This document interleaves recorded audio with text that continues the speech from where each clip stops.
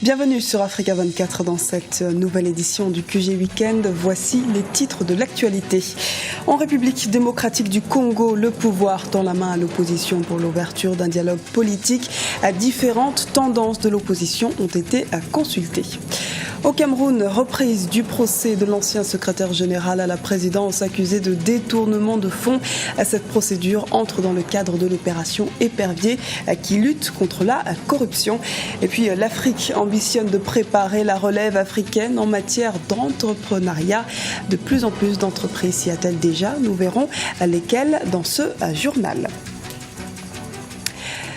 Mais d'abord, le chef de l'opposition guinéenne, Cellou Dalein Diallo, se dit prêt à rencontrer le président la semaine prochaine. Le chef de file de l'UFDG, l'Union des forces démocratiques de Guinée, a décliné ce vendredi l'invitation du président Alpha Condé. Et en dépit de cette invitation, avec le président, l'opposition a maintenu ses appels à manifester le 11 mai à l'échelle nationale pour réclamer l'annulation du calendrier électoral prévoyant un scrutin présidentiel en octobre et des élections locales en 2016. En République démocratique du Congo, un émissaire du président Joseph Kabila a rencontré les différentes plateformes de l'opposition. Des pourparlers semblent donc s'amorcer avant les élections, comme nous l'explique Ibra Khadindiaï. Vers une reprise du dialogue politique en République démocratique du Congo, un émissaire du président Joseph Kabila, le chef de l'Agence nationale des renseignements, Kalev Moutonde, a rencontré différentes plateformes de l'opposition depuis le début du mois de mai 2015. Une première prise de contact qui pourrait amorcer l'ouverture de pourparlers entre pouvoir et opposition. Le chef de l'État a prouvé encore, comme d'habitude, qu'il est un homme d'ouverture, un homme de la paix. Et il a amorcé des démarches pour que tous les fils et filles du pays se retrouvent autour d'une table, que nous puissions trouver des voies et moyens pour amener toujours notre pays au chemin de la paix. Et ça éviterait des désordres. On a commencé le préparatif pour les élections et il y a différentes personnes pour X raisons qui n'acceptent pas ces élections. Et encore une fois, le chef de l'État a écouté ces gens-là et il a demandé à ce qu'on puisse approcher le chef de parti politique pour qu'ensemble on se mette autour d'une table. Cette première approche est un pas vers l'organisation d'un dialogue inclusif tel que recommandé par l'accord global d'Addis Abeba. L'UDPS, l'Union pour la démocratie et le progrès social, de son côté, invite à présent les autorités à ouvrir concrètement le débat en matière d'organisation des futures élections. À ce stade, nous ne pouvons pas parler d'un dialogue, mais peut-être d'une prise de contact. Quitte à voir plus tard si effectivement ça va aboutir à un dialogue. Il est trop tôt pour en tirer des conclusions et on devra voir aussi la sincérité de la démarche. En tous les cas, s'il y a des discussions à mener, ce seraient des discussions dans la perspective des élections, afin d'avoir des élections apaisées dans les délais constitutionnels et crédibles. Pour leur part, l'Union pour la nation congolaise, UNC, et le Mouvement de libération du Congo, MLC, disent attendre du chef de l'État son point de vue sur la contre-proposition transmise à la Commission électorale nationale indépendante. Ces partis s'interrogent toujours sur la pertinence du calendrier électoral qui prévoit d'organiser cet scrutin en 1 an et demi. Forum de réconciliation de Bangui en Centrafrique. Après 3 jours de travaux en groupe thématique, la plénière doit débattre à partir de ce samedi des propositions faites. Parmi ces propositions, celle de réhabiliter et moderniser les chefferies traditionnelles en tant qu'acteurs de la paix et de la réconciliation. Au Cameroun, le procès de l'ancien secrétaire général de la présidence Jean-Marie Atangana Mebara a repris. Condamné en première instance à 15 ans de prison ferme, il est accusé de détournement de fonds dans l'achat d'un avion présidentiel. Le point sur cette affaire avec Ibra Khadindiaï.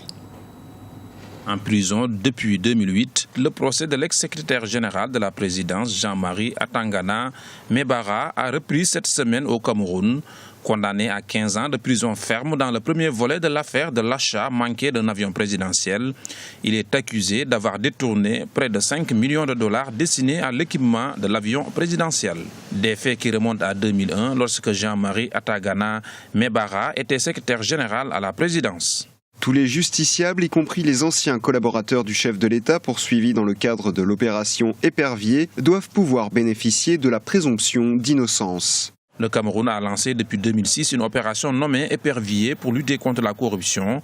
Presque 10 ans après, pour de nombreux Camerounais, le bilan de cette action reste mitigé pour plusieurs raisons. Le bilan de l'opération Épervier au Cameroun est impressionnant en termes de chiffres, de nombre de dirigeants, membres du gouvernement qui se retrouvent en prison, soupçonnés d'avoir détourné de l'argent public.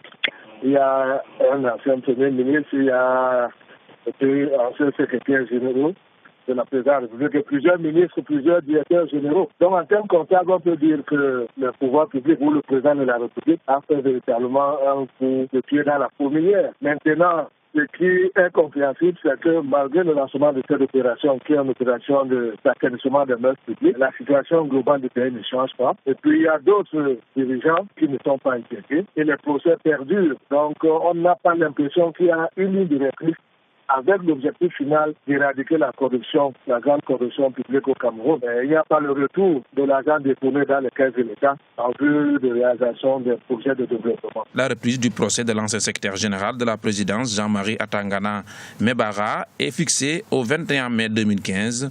D'autres personnalités comme Marafa Amidou Yaya, ancien secrétaire général à la présidence et ancien ministre de l'administration territoriale, mais également l'ancien patron de la CAMER, Yves-Michel Fotso, qui ont déjà écopé de 25 ans de prison, sont concernés par la procédure.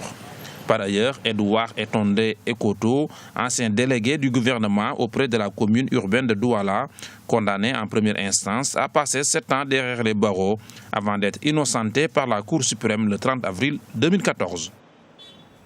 Dans l'actualité également, Pierre Nkurunziza, le président burundais, a officiellement déposé sa candidature à un 3e mandat ce 8 mai. Le Burundi, en particulier sa capitale Bujumbura, est depuis le 26 avril le théâtre de manifestations émaillées de heurts, parfois violents, opposant les anti-3e mandat à la police et aux jeunes du parti au pouvoir, le CNDD-FDD. Interrogé à ce sujet, le chef de l'État burundais a estimé ce vendredi que ces heurts observés jusqu'ici n'étaient rien par rapport au début de la guerre civile en 1993 et que ce phénomène ne concerne qu'une infime partie de la population. Plusieurs groupes panafricains misent sur la formation des jeunes diplômés. Les investissements s'accentuent notamment dans les métiers de la finance, un secteur motivé par le taux de croissance élevé de nombreux pays africains, comme nous l'explique Olivier Conan, notre correspondant en Côte d'Ivoire. La plupart des pays africains connaissent un taux de croissance élevé, une croissance attirée par l'investissement public. Cependant, le secteur privé africain est marqué par le succès d'opérateurs économiques répondant aux standards internationaux. De grands groupes et des banques panafricaines se sont imposés dans divers domaines d'activité. Ces bâtisseurs de l'économie africaine constituent des modèles dont doivent s'inspirer les jeunes Africains pour réussir en affaires. L'un des éléments principaux de la réussite des entrepreneurs, c'est la formation. On déniche quand même des jeunes qui sortent des écoles et tout ça, machin. On leur envoie en formation. L'année passée, j'ai financé pour $1 million de formation pour les jeunes africains. Pour qu'ils rentrent, ils comprennent qu'est-ce que le métier du trading, parce que c'était réservé rien qu'aux Européens. Aujourd'hui, on ne voit pas aujourd'hui, quelqu'un, même des sociétés comme les Trafigura, des Glencore, financées pour ces jeunes Africains, non. Plutôt d'aller dans la rue, nous, on prend ce qu'on gagne sur le marché africain, on reverse ça dans le cadre du capital des ressources humaines africaines. L'une des conditions de la réussite des bâtisseurs de l'économie africaine, c'est l'accès au capital. Un entrepreneur, une PME ou une grande entreprise ne peuvent se développer sans les ressources financières. Des places financières se modernisent pour mobiliser les ressources nécessaires à l'émergence de l'Afrique. Le Maroc fait figure d'exemple avec Casablanca Finance City, qui se constitue comme la tête de pont de l'investissement en direction de l'Afrique de l'Ouest. Casablanca Finance City est un outil pour drainer des capitaux vers l'Afrique pour permettre d'accélérer la croissance en Afrique.